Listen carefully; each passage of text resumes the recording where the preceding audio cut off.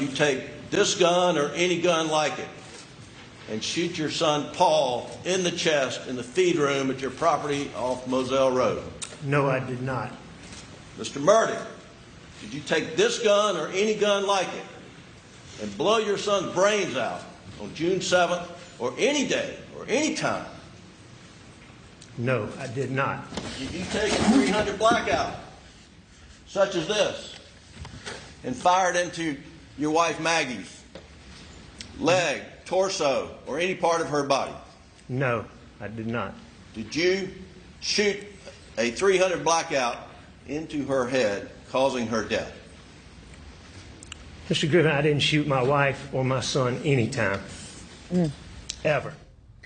Let's bring in Dr. Lillian Glass, a body language expert and communications consultant. So the clip we just saw of Murdaugh saying he did not kill his wife and son, he's very firm in his language, but there are a lot of people who have speculated that it appears as though he's nodding in a yes motion while saying no with his lips. What do you read into this? The body doesn't lie.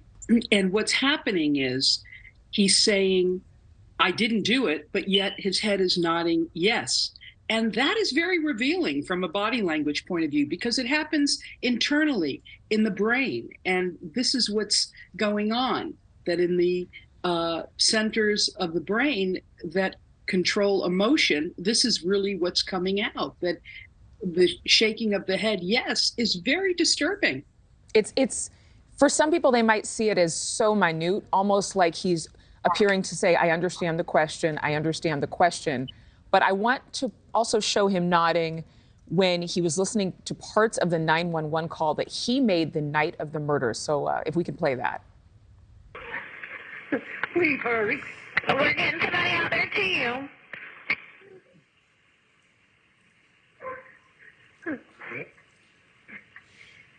Oh. There. Oh, should have known.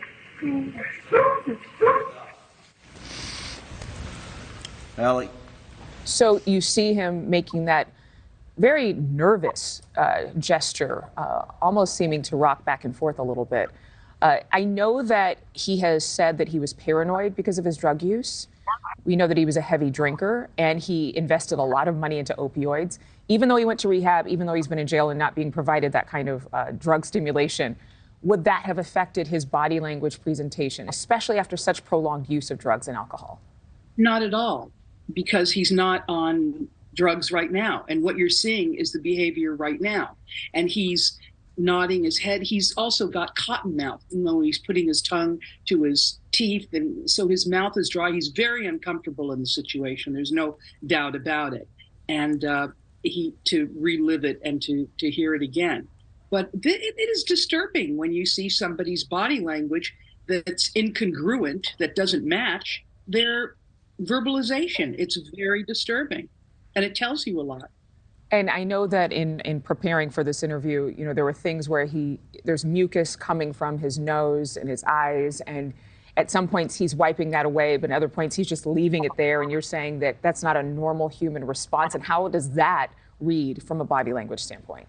Well, it's a normal human response for a 3-year-old or a 2-year-old, you know, to leave your mucus there until your mother wipes it off. But there were times in there where he's just not even emotional, and, you know, he's dabbing himself, dabbing his eyes. So it's very inconsistent when you see his body language in terms of what he's saying. And it makes some people feel a little questionable in terms of whether he's telling the truth or not. And others would maybe say this is him crumpling at the grief and at the weight of this horrific incident happening with his wife and son, right? And those are people that really are not aware of the nuances of body language, because it is nuances, and that's what gives it away.